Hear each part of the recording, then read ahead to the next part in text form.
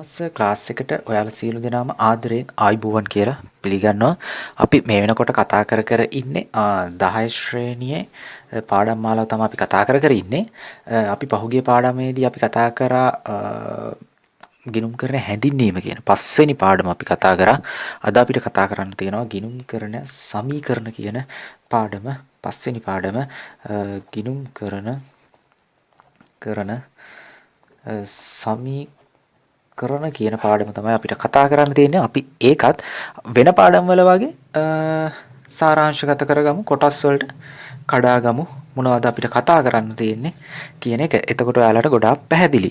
හරි, පටන් ගන්න කලින් පෑනක් කොලයක් අත ගන්න. මොකද අවශ්‍ය තැන් කරුණු තිබුණොත් ඔයාට ලියා ගන්න පුළුවන්. මොකද ඊටම සරලව පැහැදිලි කිරීම කරන නිසා. හරි, අපි මේකෙදි ඉස්සරම කතා කරනවා ගිණුම් කරන සමීකරණ ගැන. සමීකරණය මූලික සමීකරණය තියෙන එක අපි කතා කරනවා මොකද්ද කියලා එක. ඊට පස්සේ සමීකරණයක් ගිණුම් කරන සමීකරණ ගොඩ නගන හැටි. ගොඩ නැගීම. ගොඩ නගන්නේ කොහොමද කියන එක අපි ඊළඟට කතා කරනවා. ඊට පස්සේ අපි බලමු ව්‍යාපාර ගනුදෙනු ගිණුම් කරන සමීකරණයට බලපාන හැටි. ව්‍යාපාර ගනුදෙනු ගිණුම් කරන සමීකරණයට බලපාන ආකාරය. හරි. ඊට පස්සේ අපි අන්තිමේදී බලනවා මෙන්න මේකේ තියෙන ගිණුම් කරන සමීකරණ හිමිකම වෙනස් වෙන්න බලපාන්නේ මොනවද කියලා. හිමිකම වෙනස් වන අවස්ථා. right. අපි මෙන්න මේ කරුණ ටික තමයි අපි කතා කරන්නේ ගිණුම් කරන සමීකරණ පාඩමේදී. right. අපි එහෙනම් ඉක්මනට යමු. අපි අද කතා කරමු ගිණුම් කරන සමීකරණය කියන්නේ මොකද්ද? මූලික සමීකරණය මොකද්ද? ඊට පස්සේ ගිණුම් කරන සමීකරණ ගොඩනගන්නේ කොහොමද? මොනවද තියෙන මේ සමීකරණ කියන එක අපි කතා කරමු. ඊට පස්සේ අපි කතා කරමු ව්‍යාපාර ගණිත කරන සමීකරණ බලපාන ආකාර. ඔයාලගේ අච්චු පොතේ තියෙන අභ්‍යාසයකුත් සාකච්ඡා කරන ගමන් ඒක බලමු. ඊට පස්සේ අපි අවසානයේ බලමු ගිණුම් කරන හිමිකම වෙනස් වෙන්නේ කොයි අවස්ථාවල කොයි ගනුදෙනු වලදීද මේ හිමිකම වෙනස් වෙන්නේ කියන එක අපි අවසානයේ කතා කරමු. තියෙන නිදසුණු එකින් එකට පැහැදිලිව ගනුදෙනු තේරුම් කර අපි බලමු. එතකොට මේක ගොඩාක් ඔයාට අල්ල ගන්න පුළුවන්. A level කරන ළමයින්ටත් මේක අල්ල ගන්න පුළුවන්. මෙතන මොකද ගිණුම් කරන්නේ බේසික්ම ටික තමයි අපි ගිය සතියේත් ගිය වීඩියෝ වල කතා කරේ. ගිණුම් කරන හැඳින්වීම වගිනුත් ගිණුම් කරන සමීකරණ වගිනුත් බේසික්ම ටික තමයි අපි කතා කරන්නේ. එතකොට ඒක අල්ලගත්තේ නැත්තම් ඔයාලට ගිණුම් කරන කියන එක අමාරුයි. ඒ නිසා හරියට පැහැදිලිව තේරුම් කරන හැම කරුණක්ම ඒ නිසා බය වෙන්න එපා. හරි. එහෙනම් බලමු අපි යමු ගිණුම් කරන සමීකරණ කියන එක. හරි. අපි කලින් පාඩමේදී කතා කරානේ මෙන්න මේ ව්‍යාපාරයේ තියෙන වත්කම් කවර හෝ පාර්ශවයකට අයිති කියලා. නේද? මේ ව්‍යාපාරයේ තියෙනා වූ වත්කම් අපි වත්කම් වගකීම් හිමිකම් ආදායම් වියදම් ගැන කතා කරා. එතකොට මෙන්න මේ ව්‍යාපාරයේ තියෙන වත්කම් යම් කිසි පුද්ගලයෙකුට අයිති. කාටද අයිති? මෙන්න මේකේ අයිතිකාරයා එහෙම නැත්නම් හිමිකාරයාට තමයි මේකේ මේ වත්කම් ටික අයිති.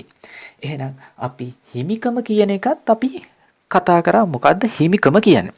මොකද්ද හිමිකම කියනවා? ව්‍යාපාරයක් තියෙනවා මෙන්න මෙහෙම. right. ව්‍යාපාරයේ වත්කම් සියල්ල හිමියම කියනවා හිමිකම කියලා. එහෙනම් හිතන්න අපි ඒක තවදුරටත් කතා කරා. ඒක මතක් කරගන්න බැලුවේ නැත්තම් බලන්න මම ලින්ක් එකත් පාතින් දාන්නම්. මෙයා ව්‍යාපාරයේ වගකීම් මෙච්චර ප්‍රමාණයක් තියෙද්දී මෙයාට තියෙනවා වත්කම්. වගකීමක් කිව්වේ ගෙවා නිමකල් අනාගතයේදී ගෙවා නිමකල් යුතු ව්‍යාපාරයේ වත්කම් පිටතට ගලා යන දෙයකට අපි කියවා වගකීම් කියලා. හරි. ඒක මම ආයෙ පැහැදිලි කරන්නේ නැහැ. මොකද කාලේ වටිනවා. මේ ව්‍යාපාරයේ වගකීම් මෙච්චරක් තිබ්බා කිව්වා වත්කම් මෙච්චරක් තිබ්බා කිව්වා. එහෙනම් වගකීම් ගෙවලා ඉවර කරන්නේ මොන වගේන්ද? වත්කම් වලින්. එහෙනම් වත්කම් වලින් මෙන්න මෙච්චර ප්‍රමාණයක් වගකීම් පියවන්න යනවා. මෙන්න මෙච්චර ප්‍රමාණයක් ඉතුරු වෙනවා කිව්වා වත්කම්. ඒ ප්‍රමාණයට එහෙනම් අපි කිව්වා හිමිකම කියලා. එහෙම නැත්නම් අයිතිකරුවාට අයත් වෙන කොටස කිව්වා. එහෙනම් මෙන්න මේ කොටස හිමිකම කියලා කිව්වා. හොඳද? මම මේක ඉතා සරලව පැහැදිලි කළා හේතු දාන්න. මම මේ දැන් සමීකරණය සරල ප්‍රධානම සමීකරණය ගොඩනගන්නයි යන්නේ. හොඳද? හරි. එහෙනම් සමීකරණය ගොඩනගන්නේ කොහොමද? මෙන්න මේ හරි. මේක අපි පස්සේ කතා කරමු. මෙතන වර්ගකීම් කියන කොටස පස්සේ කතා කරමු. අපි දැන් වත්කමත් හිමිකමත් අතර තියෙන සමානකම තමයි දැන් මේ කතා කරන්න යන්නේ. හරි. ව්‍යාපාරයේ මේ වගකීම් මෙච්චරක් තියෙනවා, වත්කම් මෙච්චරක් තිබුණා. ඒත් මේ වගකීම ගෙවන්න මෙච්චර වත්කම් ප්‍රමාණයක් අපිට ගෙවලා ඉවර කරන්න සිද්ධ වුණා ව්‍යාපාරයේ තියෙන මුදල් වලින් හෝ සම්පත් වලින්. එහෙනම් මේ වත්කම් ප්‍රමාණය දැන් අපි අතේ මේ ව්‍යාපාර අතේ තියෙනවද? නැහැ. ඉතුරු වෙලා තියෙන්නේ මෙන්න මේ වත්කම් ටික පමණයි. මෙන්න මේ වත්කම් ටික පමණයි. උදාහරණ අපි අංක ගණිතයේ විදිහට ගත්තොත් වගකීම තියෙනවා රුපියල් ලක්ෂයක්. වත්කම් සියල්ල තියෙනවා ලක්ෂ 5ක්. හරි. ලක්ෂ 5ක් තියෙනවා. එහෙනම් මෙන්න මේ ලක්ෂ 5න් ලක්ෂයක් ඉවත් කරනවා මොකටද? මෙන්න මේ වගකීම් ඉවත් කරන්න. එහෙනම් ඉතුරු වෙන්නේ වත්කම රුපියල් ලක්ෂ 4යි වත්කම් ඉතුරු වෙන්නේ මේ ව්‍යාපාරේ. එතකොට මේ ලක්ෂ 4 අයිති වෙනවා හිමිකාරයාට හිමිකම. එහෙනම් සරලයි වත්කම් සමානයි හිමිකම්. ඊටාත්ම සරලයි. මොකද වත්කම් සමානයි හිමිකම්. ඇයි ඒ? දැන් මේ වගකීම් කොටස ඉවර කරන්න මේ ලක්ෂ 5න් ලක්ෂයක් ගෙවලා ඉවර කරා. හොඳද? එහෙනම් ඉතුරු වෙන්නේ ලක්ෂ 4යි. මේ ඉතුරු වෙන ටික තමයි වත්කම ව්‍යාපාරයේ තියෙන. මොකද වගකීම් ගෙවලා ඉවර කරාට පස්සේ ඉතුරු වෙන ටිකට තමයි අපි කිව්වේ වත්කම කියලා. හරි. එහෙනම් ඉතුරු වෙන්නේ මෙන්න මේ ලක්ෂ 4 ව්‍යාපාරයේ තියෙන සියලු වත්කම් හිමිකාරයාට යම් කිසි පුද්ගලයෙකුට අයිති නම් අයිතිකාරයාට අයිති නම් ඒ ටික හිමිකාරීත්වය වෙනවා නේද? හිමිකම වෙනවා. හරි. එහෙනම් මෙන්න මේ වත්කම් ටිකම තමයි හිමිකම වෙන්නේ. එහෙනම් වත්කම් සමානයි හිමිකම. තේරුණානේ? හරි.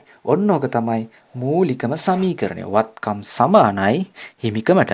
අපි දැන් සාකච්ඡා කරා ඉතා සරලව මෙන්න මේ වත්කමයි හිමිකමයි සමාන වෙන්නේ කොහොමද කියන එක අපි පැහැදිලිව කතා කරා. හරි. මෙන්න මේ සමානතාව. මෙන්න මේ සමාන. දැන් සමීකරණයක් ගත්තාම දැන් සමීකරණ අපිට තියෙනවා ගණිතයේදීත් තියෙනවා. සමීකරණයක් අනිවාර්යෙන් දෙපැත්ත සමාන විය යුතුමනේ. මෙන්න මේ සමාන ලකුණ තියෙනවා. මේකේ මේ පැත්තත් බැලන්ස් වෙන්න ඕනි, මේ පැත්තත් බැලන්ස් වෙන්න ඕනි. එහෙනම් මෙන්න මේ සමානතාව නේද? මෙන්න මේ සමානතාවය පෙන්눔 කිරීමට සමීකරණයක් භාවිතා කරනවා අපි. ගිණුම් කරන්නේදී මෙන්න මේ වත්කමුයි හිමිකමුයි සමාන කරන්න අපි සමීකරණයක් භාවිතා කරනවා. අන්න ඒ සමීකරණයක් අපි හඳුන්වනවා ගිණුම් කරන සමීකරණ කියලා. තේරුණාද? වත්කම් සහ හිමිකමුත් සමාන කරන්න අපි සමීකරණයක් භාවිතා කරනවා. අන්න ඒ සමීකරණයට අපි කියනවා ගිණුම් කරන සමීකරණය කියලා. මම හිතන්නේ මූලිකම සමීකරණය තමයි වත්කම් සමානයි හිමිකම් කියන එක. මම පැහැදිලි කරා කොහොමද වත්කම් වලට හිමිකම් සමාන වෙන්නේ කියන එකත් අපි ඉදිරියේදී බලමු. මෙන්න මේ වගකීම් කියන එකත් මේකට ඇදලා අරගෙන කොහොමද ඒකත් අපි බැලන්ස් කරගන්න කියන එක අපි බලමු. හරි. අපි ඊට පස්සේ යමු ගිණුම් කරන සමීකරණ ගොඩනැගීම කියන එකට. ගිණුම් කරන සමීකරණ ගොඩ මම මේ කෙටියෙන් ලියන්නේ පුතේ ගොඩනැගීම. මේ කොටසට තමයි අපි යන්නේ ගිණුම් කරන සමීකරණ ගොඩනැගීම. දෙවෙනි කොටස. අපි මේකත් සරලව කතා කරමු මේ වීඩියෝ එක තුලින්ම. හරි. දැන් මෙන්න මේ ව්‍යාපාරයට අවශ්‍ය කරන සියලුම සම්පත් මේ සියලුම සම්පත් අයිතිකාරයා විසින් තමයි යොදවලා තියෙන්නේ. මෙයා යොදවලා තියෙනවා මෙන්න මේ ව්‍යාපාරයට අවශ්‍ය කරන සියලුම සම්පත් යොදවලා තියෙන්නේ කවුද? මෙන්න මේ අයිතිකාරයා. එහෙනම් මොකද්ද? මෙන්න මේක ගිණුම් කරන සමීකරණයට අපි බලමු ගිණුම් කරන සමීකරණයට දාන්නේ කොහොමද කියලා. right. අපි කිව්වා වත්කම් සියල්ල හිමි වෙන්නේ මෙන්න මේ හිමිකාරයාට. එහෙම නැත්නම් අයිතිකාරයාට කිව්වා අපි මෙතෙන්දි කතා කරා වත්කම් සමාන හිමිකම් කියන එක හැදෙන්නේ කොහොමද කියලා.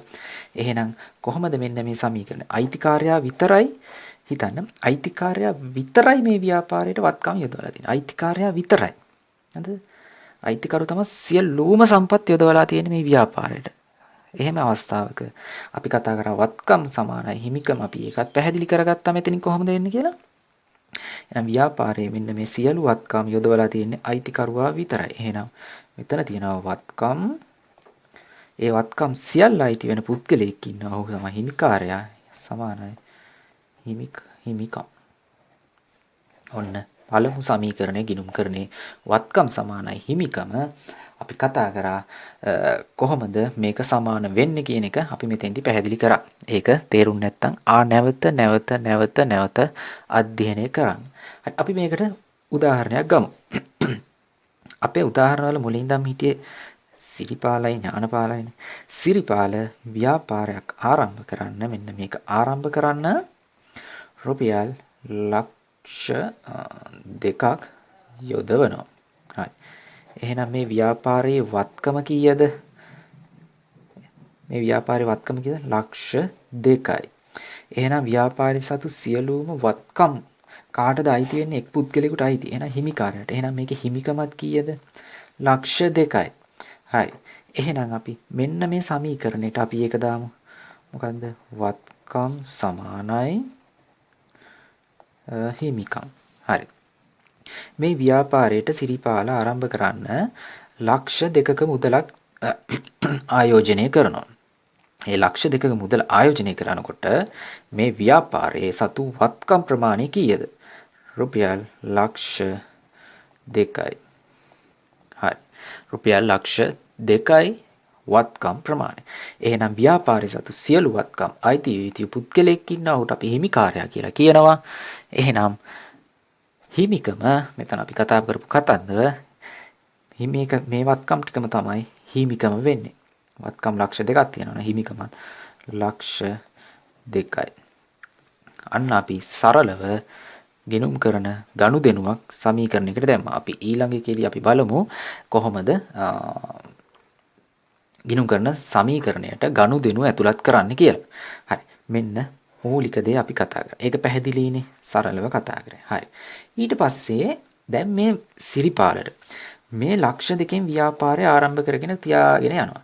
ඒත් මොහුට මෙන්න මේ ව්‍යාපාරය දියුණු කරන්න, පුළුල් කරන්න මේ ලක්ෂ 2 ප්‍රමාණවත් වේවිද ජීවිත කාලය පුරාවටම?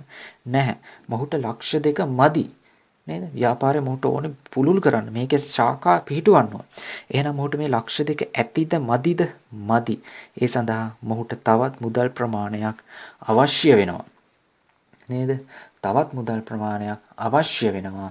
එහෙනම් මෙයා යම් කිසි බාහිර පාර්ශවයකින් මේ මුදල් සම්පත් ප්‍රමාණයක් ව්‍යාපාරයට ලබා ගන්නවා. බාහිර පාර්ශවයකින් මුදල් ප්‍රමාණයක් හෝ සම්පත් ව්‍යාපාරයට ළඟා කර ගන්නවා. ඒක සිදු වෙන්නේ ණයක් විදිහට තමයි මෙයා ගන්නෙ. සිරිපාලගේ මූලික ආයෝජනය ලක්ෂ 2යි. මෙයාට මේ ව්‍යාපාරය පුළුල් කරන්න ලක්ෂ 2 මදි. එහෙනම් මෙයා බාහිර පාර්ශවයකකින් සම්පත් හෝ මුදල් මේ ව්‍යාපාරයට ලබා ගැනීමේ පියවරකට යනවා.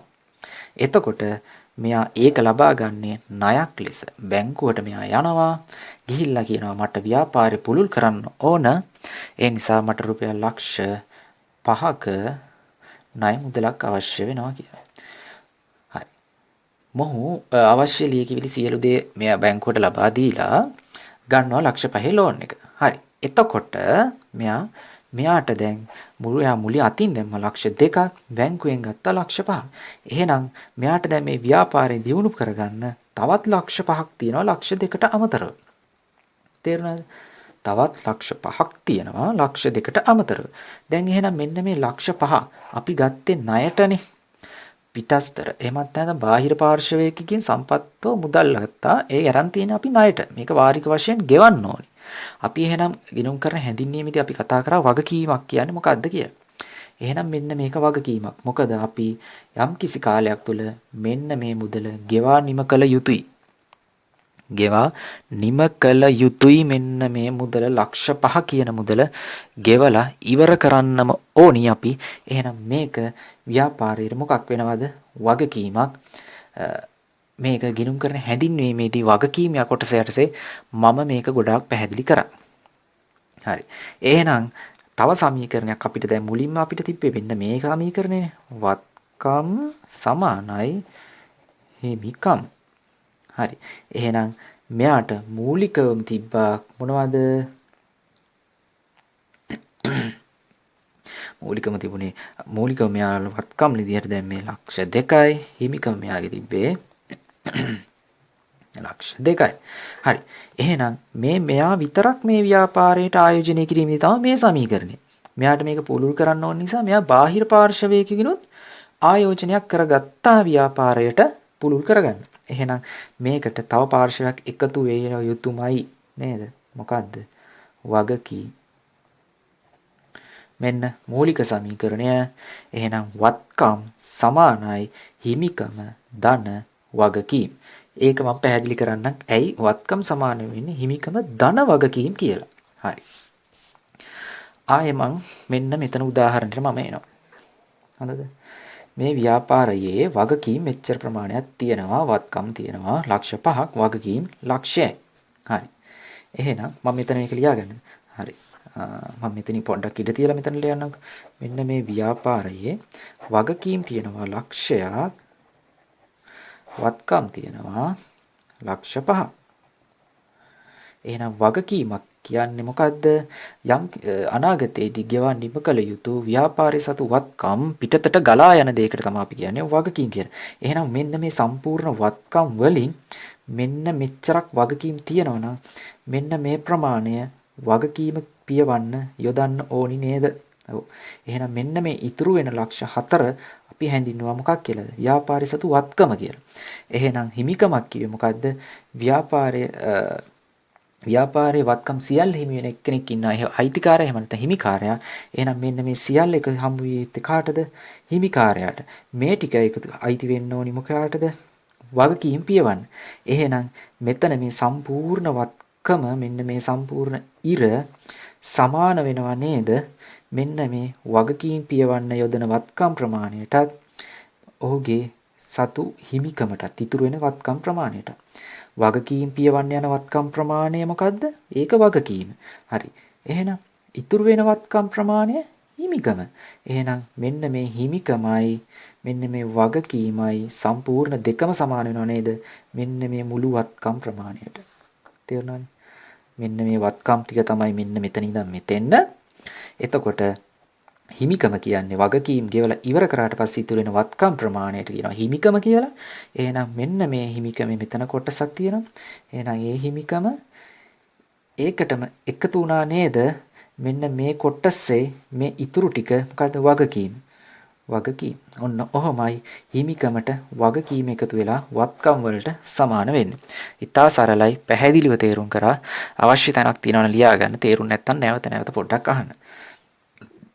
හරි sorry. අපි දැන් කතා කරා කොහොමද වගකීම් හිමිකමට වගකීම් එකතු වෙලා වත්කම් වලට සමාන වෙන්නේ කියන එක මෙතන මෙන්න මේ උදාහරණය පැහැදිලි කරා. ඔයාටත් අවශ්‍ය නම් මෙන්න මේ උදාහරණය ඔයා ලියා ගන්න. මේ ආකාරයටම ලියාගෙන ඒක නැවත නැවත අධ්‍යයනය කරන්න. හරි.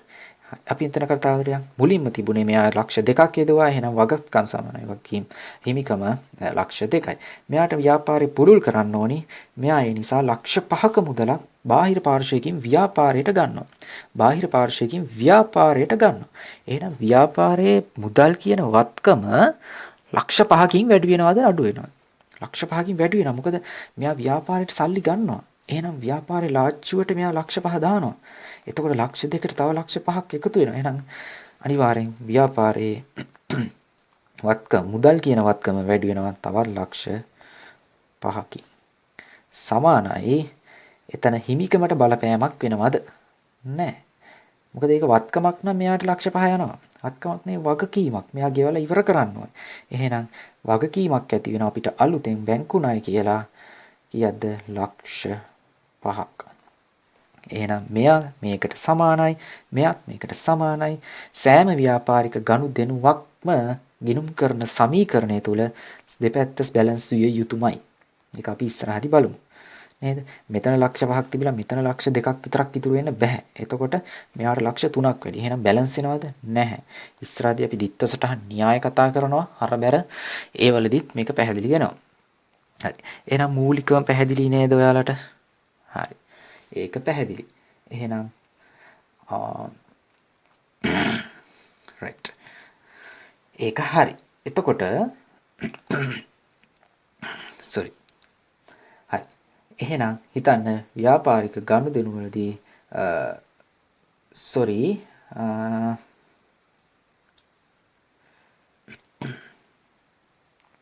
හරි. දැන් තව එකක් අපි හිතමු. මෙන්න මෙයා බැංකු ණය ලබා ගන්නවා. හරි. හරිනේ. දැන් අපි එහෙනම් ඒක කතා කරා. මෙයා ලක්ෂ 5ක මුදලක් ලබා ගත්තා. කොහෙන්ද ලබා ගත්තේ? බැංකුවෙන්. එහෙනම් බැංකුවේ මුදල් කියන වත්කම අපිට ආවා ලක්ෂ 5කින් වැඩි වුණා. ඒ වගේම අපිට වගකීමකුත් ඇති වුණා අලුතෙන් ලක්ෂ 5ක්. තේරුණානේ? හරි. එහෙනම් අන්න ඒ කතාව අපිට පැහැදිලි. මේක හරි. මේකේ අපි අවසාන එකතුවක් ගමු. දැන් මේක සමානයි වගේනේ. හරි. මෙන්න මේ ගනුදෙනු දෙක සිද්ධ වෙලා තියෙනවා. එහෙනම් මුළු වත්කම් ව්‍යාපාරයේ කීයද? ලක්ෂ 7යි. ඒක සමානයි. හිමිකම ලක්ෂ 2යි. ඒකට එකතු වෙනවා වගකීමක් එකතු වෙනවා ලක්ෂ 5ක. එහෙනම් මේ දෙක එකතුව ලක්ෂ 7යි. මෙයාගේ මෙතන එකතුව වත්කම ලක්ෂ 7යි. හරි. ඉතා සරලව පැහැදිලි කරා. සමීකරණය කියන්නේ මොකද්ද? මොකද්ද හිමිකම කියන්නේ? මූලික සමීකරණය අපි විසින්ම ගොඩනගා ගත්ත වත්කම් සමානයි හිමිකම. ඊට පස්සේ ඒකට තව එක්කෙනෙක් එකතු වුණා වගකීම් කියන එක. ඒකත් අපි මෙන්න මේ විදිහට පැහැදිලි ලස්සන පැහැදිලි කරගත්තා. මම හිතනවා ඒකට පැහැදිලි වෙන්නේ නැති කියලා. අපි ඊළඟ වීඩියෝ එකේදී අපි සාකච්ඡා කරමු මෙන්න මේ ව්‍යාපාරික ගනුදෙනු කියන ඒවා මෙන්න මේ සමීකරණයට බලපාන්නේ කොහොමද කියලා. මේක තව ප්‍රසාරණය වෙනවා. ප්‍රසාරණය වෙන්නේ මෙහෙමයි වත්කම් සමානයි හිමිකම් දන වගකීම් පමණයි. මේක වත්කම් කොටස් වලට දෙනවා. ලීබඩු උපකරණ ගොඩනැගිලි මුදල් බැංකු හිමිකම එහෙමමයි වගකීම කොටස් වලට බෙදෙනවා. බැංකු ණය ඔය අනම්මනම් ඒ වගේ දේවල් වලට කොටස් වලට බෙදලා ප්‍රසාරණ වෙලා ඒ සිත් වෙන ගනුදෙනු ඒකට නිවර්දිව ඇතුළත් කරන්නේ කොහොමද කියන එක අපි කතා කරමු ඊළඟ වීඩියෝ එකේදී.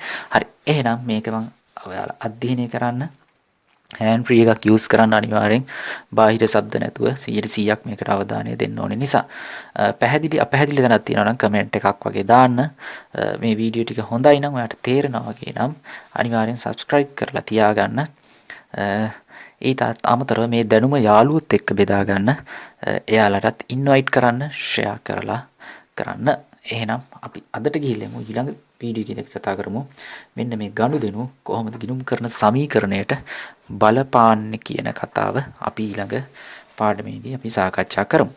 එහෙනම් අදට මම ගිහිල්ලා එන්නම්. ඔයාලා සියලු දෙනාටම තෙරුවන් සරණයි.